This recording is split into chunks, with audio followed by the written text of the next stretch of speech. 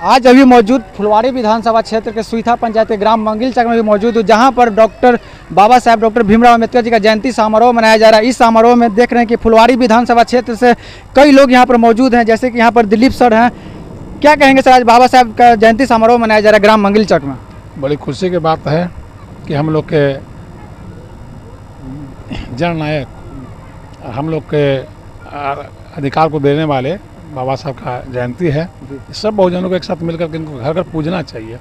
जयंती मनाने से नहीं होगा, इसको हर दिन हर समय याद करना चाहिए, अपने दिल में बसा कर रखना चाहिए। बाबा साहब हम लोगों को हर तरह का अधिकार सुनिश्चित कराया है, इसलिए बाबा साहब का तो हम लोग के लिए पूजनीय है, इसलिए हर समय बाबा साहब को याद करना चाहिए। क्या कुछ कहना चाहेंगे सर? डॉक्टर भीमराव अंबेडकर भारत के संविधान निर्माता थे और यह संविधान विश्व विख्यात है, जिससे माना जाता है गरीब गुरुओं का हक दिलाने वाले यही डॉक्टर भीमराव अंबेडकर है, जिसके बल पर आज गरीब जो है सो हर जगह अपने हक हकूक़ के लिए लड़ता है। अतः हम लोग गरीबों का हक बनता है कि सब दिन बाबा भीमराव अंबेडकर का नाम अमर रखेंगे, इसलिए प्रत्येक वर्ष हम लोग ये मनाते हैं और मनाते रहेंगे। चलिए, और यहाँ पर कई लोग यहाँ पर आए हुए हैं, हम जानना चाहेंगे। सबसे पहले सर, आपका नाम क्या हुआ? मेरा नाम विद्यानंद विकल हुआ जी सर। निवर्तमान हम चेयरमैन है बिहार राज्य खाद्य आयोग के। चेयरमैन है सर। क्या कुछ कहना चाहेंगे सर, आज बाबा साहेब डॉक्टर भीमराव अम्बेडकर जी का जयंती समारोह मनाया जा रहा है मंगिलचक में?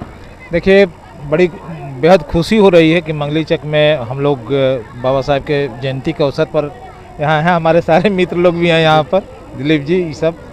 और मैं आपको बताना चाह रहा हूँ कि बाबा साहब हिंदुस्तान के ऐसे शख्सियत हैं जिनको न सिर्फ हम मंगलीचक और देश के अंदर बल्कि दुनिया के हर कोने में इनकी जयंती मनाई जा रही है। तो ये विश्व नॉलेज भी हैं। भारत के जो संविधान इन्होंने लिखा वो एक ऐतिहासिक संविधान है और सबसे दुनिया के सबसे ताकतवर संविधान भी है।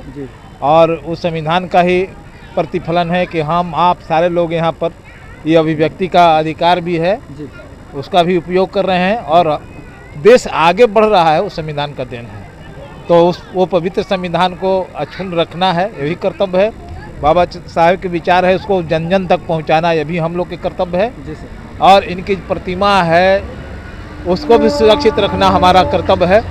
तो इस अवसर पर हम लोगों को चाहेंगे कि इनका सबसे मूल मंत्र था, शिक्षित बनो, संगठित हो, संघर्ष करो। तो शिक्षा पर खास जोर था। लोगों से अपील करेंगे कि अपने बाल बच्चों को पढ़ावें, उन्नत शिक्षा दें, PhD तक ले जाएं, लेक्चरर प्रोफेसर बनावें।